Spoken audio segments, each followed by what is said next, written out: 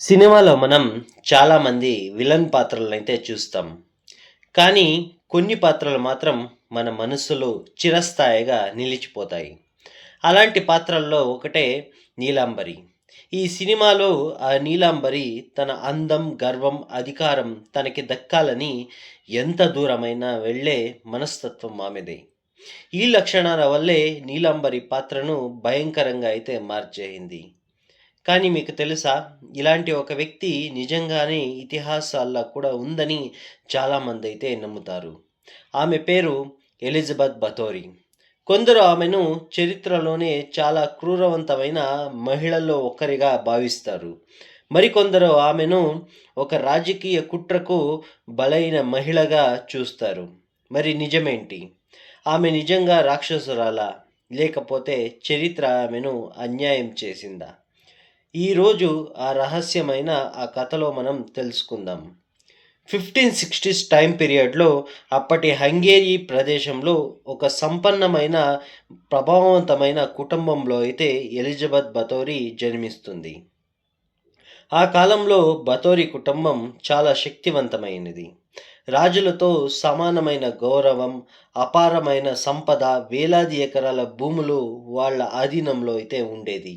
చిన్న వయసులోనే ఎలిజబెత్ చాలా తెలివైన అమ్మాయిగా పేరు తెచ్చుకుంది. ఎన్నో భాషలు నేర్చుకుంది. ఆ కాలంలో ఒక అమ్మాయి అలాంటి విద్యలు దొరకడం అసాధారణం. ఆమె పెద్దదవుతున్న కొద్దీ అందం కూడా ఆమెకు మరింత గుర్తింపునైతే తెచ్చించింది. 15 ఏళ్ల వయసులోనే ఆమె కౌంట్ ఫెర్నిక్ నెనెస్సే అనే ఒక సైన్యాధికారిని పెళ్లి చేసుకుంది. సైన్యాధికారితో పెళ్లి తర్వాత ఆమె ఇంకా శక్తివంతురాలైతే అయింది. ఫెర్నిక్ చాలా కాలం యుద్ధాల్లోనే గడిపేవాడు.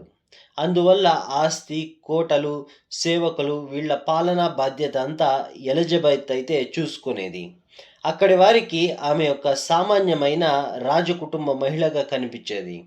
కానీ కాలం గడుస్తున్న కొద్దీ కొన్ని రోజుల తర్వాత కొన్ని పుకార్లయితే వ్యాపించడం మొదలైంది. ఆమె ఎంతోమంది తన కోటలో సేవకురాళ్ళను చంపేదని, వాళ్ళని హింసించి వాళ్ళ మాంసాన్ని తినేదని చాలా పుకార్లయితే పుట్టుకొచ్చాయి. దీన్ని మొదటలో ఎవరూ నమ్మలేదు. దీని గురించి ఎవరు పట్టించుకోలేదు గూడా. కానీ ఒక్కరు కాదు, ఇద్దరు కాదు. చాలామంది కనిపించకుండా పోయారని అనుమానాలైతే పెరిగాయి. ఆమె చాలామందిని క్రూరంగా శిక్షించిందని, సూదులతో వాళ్ళని గుచ్చేదని, వాళ్ళ చేతికున్న మాంసాన్ని పీక్కు తినేదని ఇలా రకరకాలుగా పుకార్లయితే అక్కడ మొదలయ్యాయి. ఇవి నిజాలా? లేకపోతే సృష్ శత్రువులు సృష్టించిన ఆరోపణలా? ఇప్పటికీ పూర్తిగా అయితే తెలీదు. కానీ అప్పటికి ప్రజల్లో భయం మాత్రం పెరిగిపోయింది. ప్రజల ఫిర్యాదులు ఎక్కువ కావడంతో అధికారులు విచారణనైతే మొదలుపెట్టారు. ఆమె అంతమంది యువతులను హింసించి దైహికంగా వేధించిందని ఆరోపణలకు చరిత్రల్లో అయితే దాఖలాలైతే లేవు. అంటే ఆమె నిజంగా చేసిందా? లేకపోతే ఆమె సంపదను స్వాధీనం చేసుకోవడానికి ఒక కుట్ర జరిగిందా? ఈ ప్రశ్నలకు ఇప్పటి వరకు సమాధానం అయితే దొరకలేదు. రాజు ఆమెను అదే కోటలోనే బంధించాడు. ఆమెతో ఆమె ఆస్తి పత్రాలకి సైన్ చేపించుకున్న తర్వాత ఆమె అనుమానాస్పదంగా అయితే అదే కోటలో అయితే చనిపోయింది. అక్కడే ఆమె చివరి రోజులనైతే గడిపింది.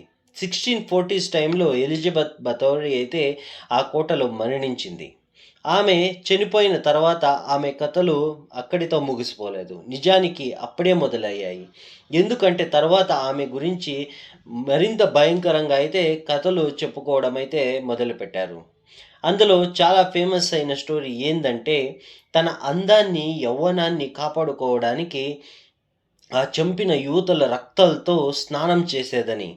కానీ ఈ రక్త స్నానం కథలకి బలమైన సాక్ష్యాలైతే ఇప్పటి వరకు దొరకలేదు. ఇప్పటికీ ఎలిజబెత్ బతోరే పేరు వినగానే చాలామంది భయంకరమైన కథలైతే వాళ్ళకి గుర్తుకొస్తాయి. మరికొందరికి మాత్రం ఆమె అన్యాయంగా దోషిగా మార్చబడి చంపేసిన మహిళగా అయితే చాలామంది ఇప్పటికీ అనుకుంటారు.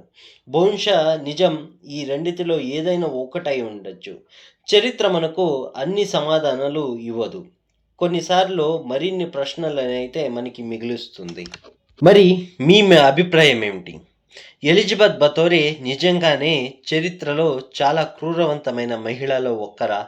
లేకపోతే రాజకీయ కుట్రలకు బలైన ఒక బాధితురాలా? మీ అభిప్రాయాన్ని కమెంట్ సెక్షన్స్‌లో తెలియజేయండి.